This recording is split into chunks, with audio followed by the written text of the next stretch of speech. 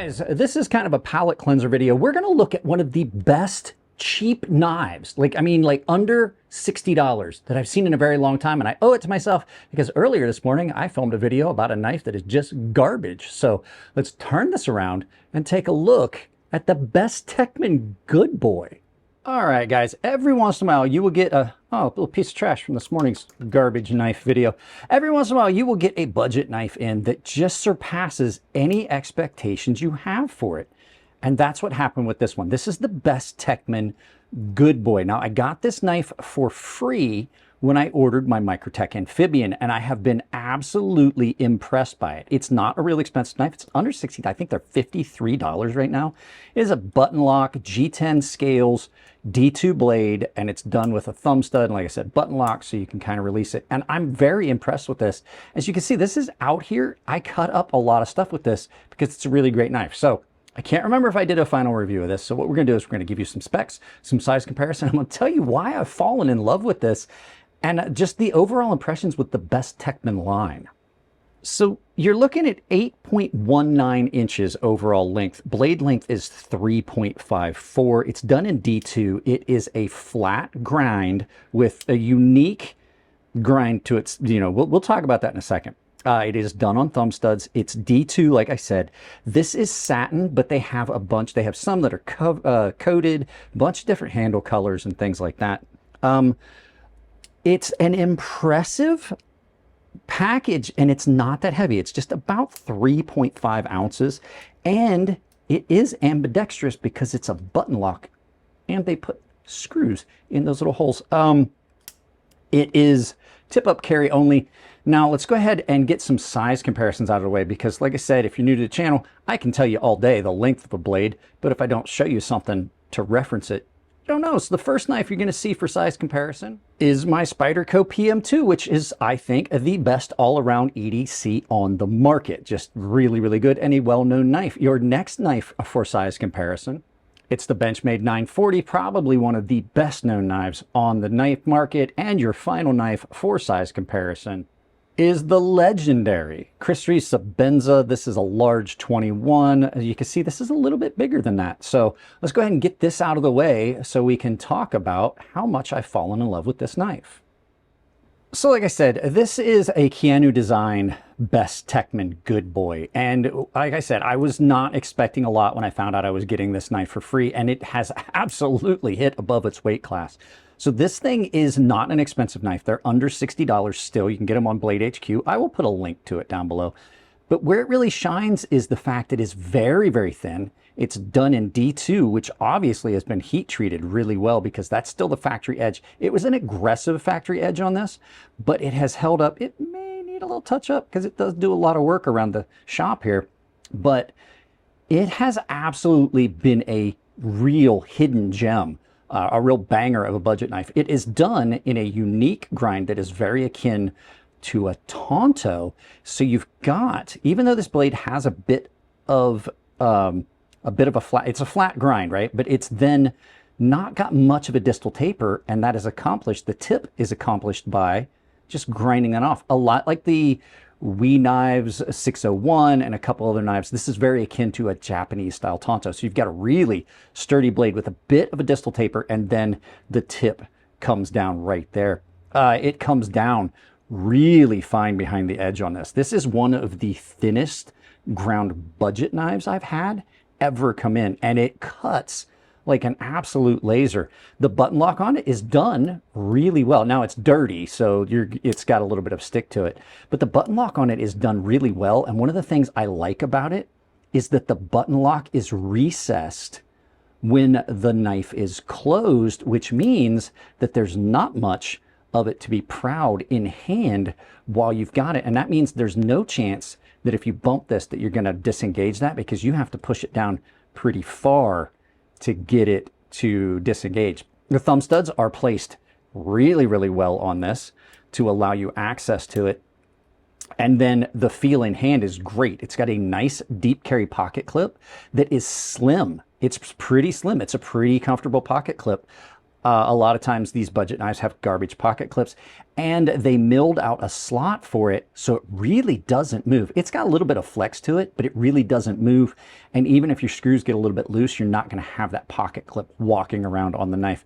The G10 is textured, but it's also contoured, and then it's got these slots cut in it, which surprisingly does do a good bit for the grip. Like, it adds a little bit of grip, and especially if you've got wet hands, it's almost like the moisture doesn't affect as much. And then, like I said, texturing on the G10 has been pretty good. It has got full steel liners that are weight reduced, and it does have a lanyard hole if that's something you're looking for. We'll talk about that a little bit later.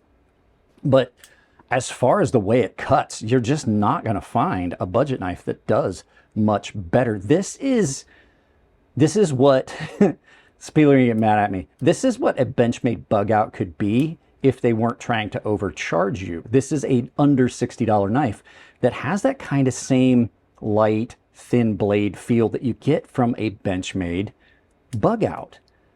But it's done with a nice button lock, and then these thumb studs get me every time. The blue that they used on this is kind of garish, but it is that pop of color that really works on it. And like I said, the positioning on them is good. I can't reverse flick. My hand is pretty numb. I was going to reverse flick on it for you. But you can reverse flick on it if you want. I just can't get my hand to work right. You can reverse flick off of it, but then you've also got the button, which allows you just to snap it open.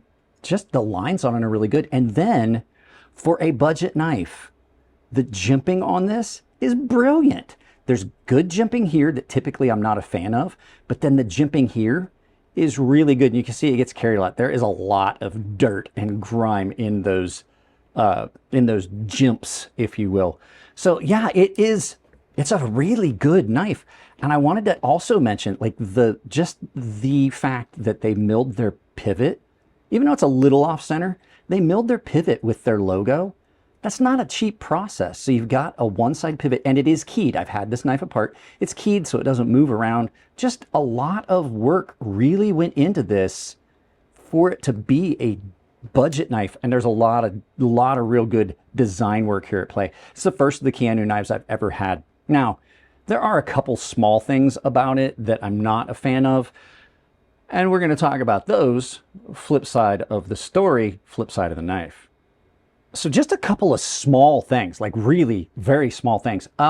It's got a little bit of blade play, ever so slight. There's some flex in there, and you can wiggle it just a hair.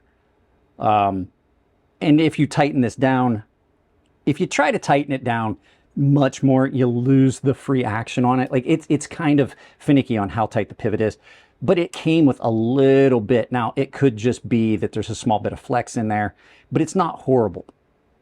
The next thing, I would have liked to see the thumb studs further up here into that choil area. Maybe just move them back ever so slightly. It is a little cramped up against the handles.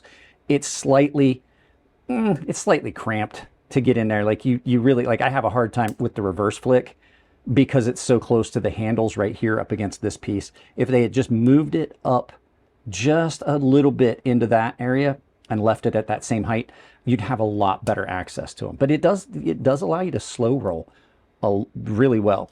And then one of the last things, and this is a functional thing, there is a bit of lock stick after you snap it open. So if you snap it open, I don't know how well you can hear it because I'm wearing a lavalier mic. There's a tiny bit of stick, and then a couple just small aesthetic things. I don't like lanyard holes. They went ahead and they did standoffs. They could have easily put something in here with a hole in it. There's been so many companies that do it.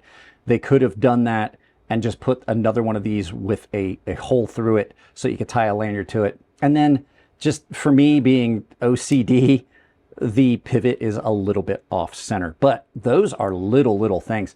And as far as is it a yup or a nah, it is a yup for $53. This is one of the better budget knives you're going to find, and Bestech and Bestechman have been reliable brands for me for a while on this channel. So guys, that's it on this one. Let's turn this around. We'll do some final thoughts, send you out about your day. All right, guys, like I said in the video, I got this free when I purchased my Microtech Amphibian, and I did not expect it to be good. Like, typically you get a free knife, they're trying to give them away because they're garbage. Not the case. So at any rate, guys, you guys know what to do. Like, share, subscribe, drop a comment, hit the bell icon, and you can also check out all of my affiliate links down below. They don't cost you anything at checkout. They support the channel. You can use any of the Blade HQ or any of the other ones, but definitely start using my Amazon store for any of the purchases you're going to make. There's a link to that down below. I also have got Coffee Brand Coffee and Tempered Trail. Both of those have a 10% discount.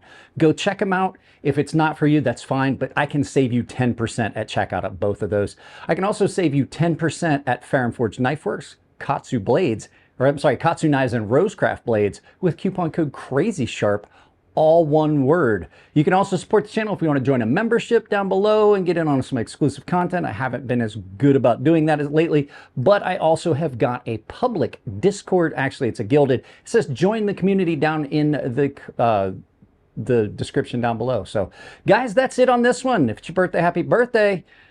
I love y'all. Keep it clean in the comment section, and I will see you in the next video.